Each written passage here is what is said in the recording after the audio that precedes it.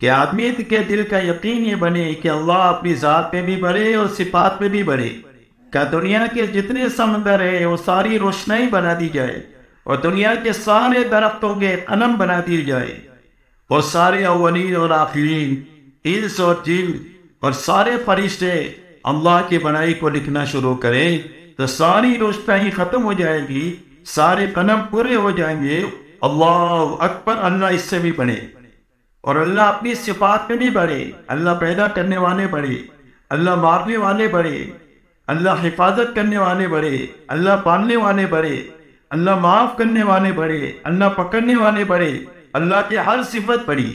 اس لیے سب سے پہلے ہر ایمان والے کا دل کا یقین یہ بنے کہ اللہ اپنی ذات میں بھی بڑے، اپنی صفات میں بھی بڑے۔ دوسرا یقین یہ بنے کہ اللہ نے جو وعدے کیے ہیں دین پر چلنے کے اور دین کے چھوڑنے پر اللہ کی طرف سے جو وعدے ہیں وہ حق ہے، وہ یقینی ہے۔ آسمان اپنی جگہ سے ہنگ سکتا ہے لیکن اللہ کا وعدہ خلاف نہیں ہو سکتا ہے، اور اللہ کی وعدے ہی وہ وعدے جھوٹی نہیں ہو سکتی۔ اس لیے اللہ کے وعدے اور وعید پر یقین، اس لیے کہ اللہ تعالیٰ نے انسانوں کے دلوں میں حق راسخ ہو جائے اور دین پر چلنے کی طاقت پیدا ہو جائے، اس کے لیے جو علم اتارا ہے وہ وعدے اور وعید کا علم اتارا ہے، بشارت اور انذار کا علم اتارا ہے۔ حدیث پاک میں فرمایا الصدق ینجی والکذب یہلک، فرمایا سچ آدمی کو نجات دے گی اور جھوٹ آدمی کو ہلاک کرے گا۔ تو سچ پر نجات کا وعدہ ہے اور جھوٹ پر ہلاکت کی وعید ہے، یہ وعدہ ہے، یہ وعید ہے۔ قرآن میں فرمایا یمحق اللہ الربا ویربی الصدقات، کہ اللہ سود کو مٹائیں گے اور صدقے سے مال کو بڑھائیں گے۔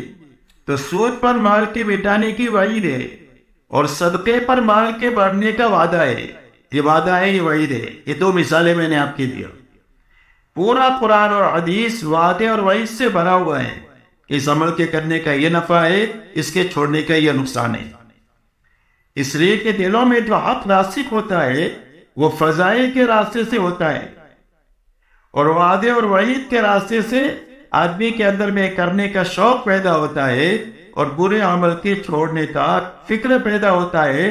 اس کے لیے راستہ وعدے اور وعید کا ہے۔ اسی لیے سارے نبیوں کو اللہ نے جو بھیجا ہے وہ بشیر اور نذیر بنا کر کے بھیجا ہے۔